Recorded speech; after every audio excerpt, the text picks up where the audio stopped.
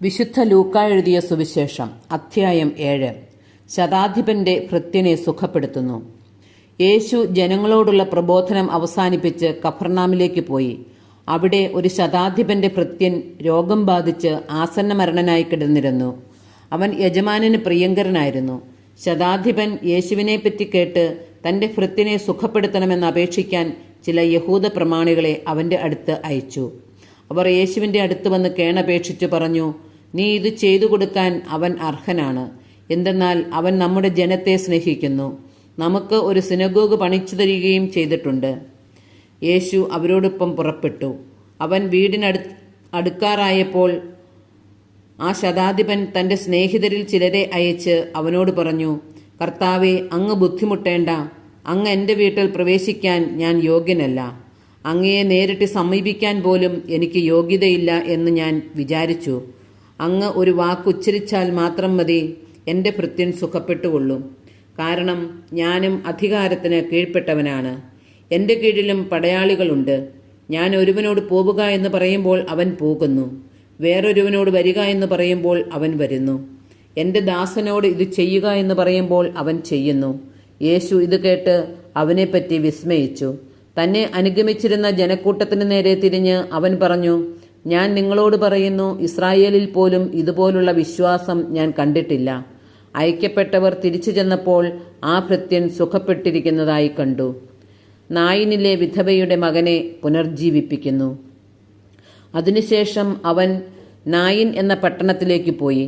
ശിഷ്യന്മാരും വലിയ ഒരു ജനക്കൂട്ടവും അവനെ അനുഗമിച്ചു. അവൻ നഗര കവാടത്തിനടുത്തെത്തിയപ്പോൾ മരിച്ചുപോയ ഒരുവനെ ചിലർ എടുത്തുകൊണ്ടുവരുന്നത് കണ്ടു. ഒരു വിധവയുടെ ഏകപുത്രനായിരുന്നു അവൻ. പട്ടണത്തിൽ നിന്ന് വലിയ ഒരു ജനക്കൂട്ടവും അവളോടൊപ്പം ഉണ്ടായിരുന്നു. അവളെ കണ്ട് മനസ്സലിഞ്ഞ് കർത്താവ് അവളോട് പറഞ്ഞു, കരയേണ്ട. അവൻ മുന്നോട്ട് വന്ന് ശവമഞ്ചത്തിന്മേൽ തൊട്ടു. അത് വഹിച്ചിരുന്നവർ നിന്നു. അപ്പോൾ അവൻ പറഞ്ഞു, യുവാവേ, ഞാൻ നിന്നോട് പറയുന്നു, എഴുന്നേൽക്കുക.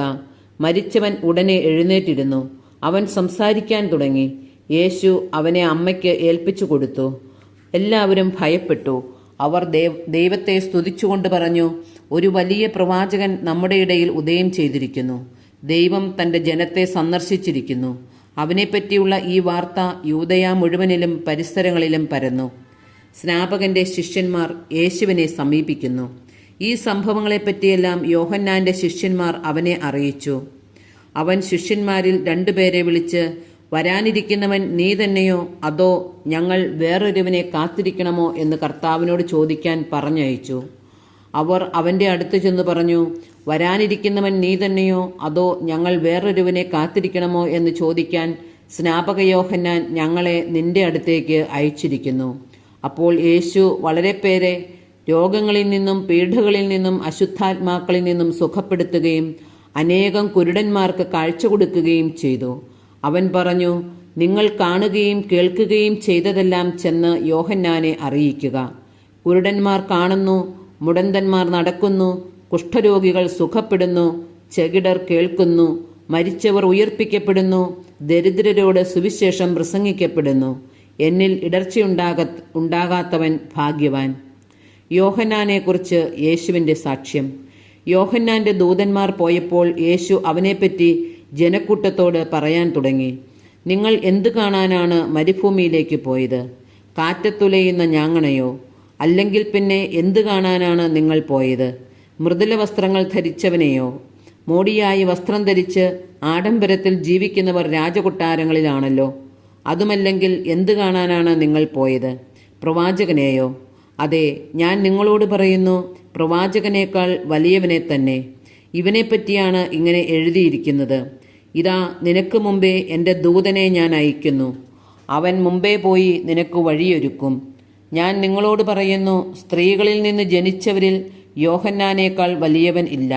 എങ്കിലും ദൈവരാജ്യത്തിലെ ഏറ്റവും ചെറിയവൻ അവനേക്കാൾ വലിയവനാണ്. ഇത് കേട്ട് യോഹന്നാന്റെ ജ്ഞാനസ്നാനം സ്വീകരിച്ച സാമാന്യ ജനവും ചുങ്കക്കാരും ദൈവനീതിയെ പ്രഘോഷിച്ചു. ഫരിസേയരും നിയമജ്ഞരുമാകട്ടെ യോഹന്നാന്റെ ജ്ഞാനസ്നാനം സ്വീകരിക്കാതെ തങ്ങളെപ്പറ്റിയുള്ള ദൈവഹിതം നിരസിച്ചു കളഞ്ഞു. ഈ തലമുറയെ എന്തിനോടാണ് ഞാൻ ഉപമിക്കേണ്ടത്? അവർ ആരെ പോലെയാണ്? ഞങ്ങൾ നിങ്ങൾക്ക് വേണ്ടി കുഴലൂതിയെങ്കിലും നിങ്ങൾ നൃത്തം ചെയ്തില്ല.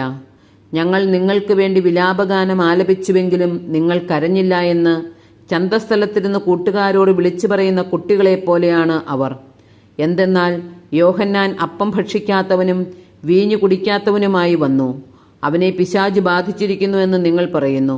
മനുഷ്യപുത്രൻ ഭക്ഷിക്കുന്നവനും പാനം ചെയ്യുന്നവനുമായി വന്നു. അപ്പോൾ ഇതാ ഭോജനപ്രിയനും മദ്യപനും ചുങ്കക്കാരുടെയും പാപികളുടെയും സ്നേഹിതനുമായ മനുഷ്യൻ എന്ന് നിങ്ങൾ പറയുന്നു. ജ്ഞാനം ശരിയെന്ന് തെളിയുന്നത് അത് സ്വീകരിക്കുന്നവരിലൂടെയാണ്. പാപിനിക്ക് മോചനം. ഫരിസേയരിൽ ഒരുവൻ തന്നോടൊത്ത് ഭക്ഷണം കഴിക്കാൻ അവനെ ക്ഷണിച്ചു. യേശു അവൻ്റെ വീട്ടിൽ പ്രവേശിച്ച് ഭക്ഷണത്തിനിരുന്നു. അപ്പോൾ ആ പട്ടണത്തിലെ പാപിനിയായ ഒരുവൾ ഫരിസേയന്റെ വീട്ടിൽ അവൻ ഭക്ഷണത്തിനിരിക്കുന്നു എന്നറിഞ്ഞ് ഒരു വെൺകൽ ഭരണി നിറയെ സുഗന്ധ തൈലവുമായി അവിടെ വന്നു. അവൾ അവൻ്റെ പിന്നിൽ പാദത്തിനരികെ കരഞ്ഞുകൊണ്ട് നിന്നു. കണ്ണീരുകൊണ്ട് അവൾ അവൻ്റെ പാദങ്ങൾ കഴുകുകയും തലമുടി കൊണ്ട് തുടയ്ക്കുകയും ചുംബിക്കുകയും സുഗന്ധതൈലം പൂശുകയും ചെയ്തു. അവനെ ക്ഷണിച്ച ആ ഫരിസേയൻ ഇത് കണ്ട് സ്വഗതമായി പറഞ്ഞു, ഇവൻ പ്രവാചകനാണെങ്കിൽ തന്നെ സ്പർശിക്കുന്ന സ്ത്രീ ആരെന്നും ഏത് തരക്കാരിയെന്നും അറിയുമായിരുന്നു. ഇവൾ ഒരു പാപിനിയാണല്ലോ. യേശു അവനോട് പറഞ്ഞു, ശിമയോനെ, എനിക്ക് നിന്നോട് ഒരു കാര്യം പറയാനുണ്ട്. ഗുരു അരുളി ചെയ്താലും എന്ന് അവൻ പറഞ്ഞു. ഒരു ഉത്തമർണന് 2 കടക്കാർ ഉണ്ടായിരുന്നു. ഒരുവൻ 500 മറ്റവൻ 50 ധനാറ കടപ്പെട്ടിരുന്നു.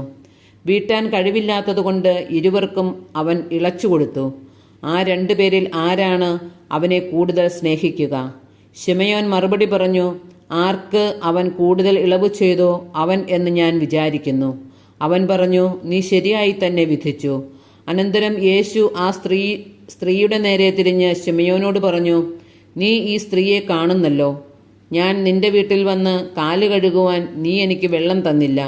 എന്നാൽ ഇവൾ കണ്ണീരുകൊണ്ട് എൻ്റെ കാല് കഴുകുകയും തലമുടി കൊണ്ട് തുടയ്ക്കുകയും ചെയ്തു. നീ എനിക്ക് ചുംബനം തന്നില്ല. എന്നാൽ ഞാനിവിടെ പ്രവേശിച്ചതു മുതൽ എൻ്റെ പാദങ്ങൾ ചുംബിക്കുന്നതിൽ നിന്ന് ഇവൾ വിരമിച്ചിട്ടില്ല. നീ എൻ്റെ തലയിൽ തൈലം പൂശിയില്ല. ഇവളോ എൻ്റെ പാദങ്ങളിൽ സുഗന്ധ തൈലം പൂശിയിരിക്കുന്നു. അതിനാൽ ഞാൻ നിന്നോട് പറയുന്നു, ഇവളുടെ നിരവധിയായ പാപങ്ങൾ ക്ഷമിക്കപ്പെട്ടിരിക്കുന്നു. എന്തെന്നാൽ ഇവൾ അധികം സ്നേഹിച്ചു. ആരോട് അല്പം ക്ഷമിക്കപ്പെടുന്നുവോ അവൻ അല്പം സ്നേഹിക്കുന്നു. അവൻ അവളോട് പറഞ്ഞു, നിന്റെ പാപങ്ങൾ ക്ഷമിക്കപ്പെട്ടിരിക്കുന്നു. അവനോടുകൂടെ പന്തിയിലിരുന്നവർ പരസ്പരം പറയാൻ തുടങ്ങി, പാപങ്ങൾ ക്ഷമിക്കുക പോലും ചെയ്യുന്ന ഇവൻ ആരാണ്? അവൻ അവളോട് പറഞ്ഞു, നിന്റെ വിശ്വാസം നിന്നെ രക്ഷിച്ചിരിക്കുന്നു. സമാധാനത്തോടെ പോവുക.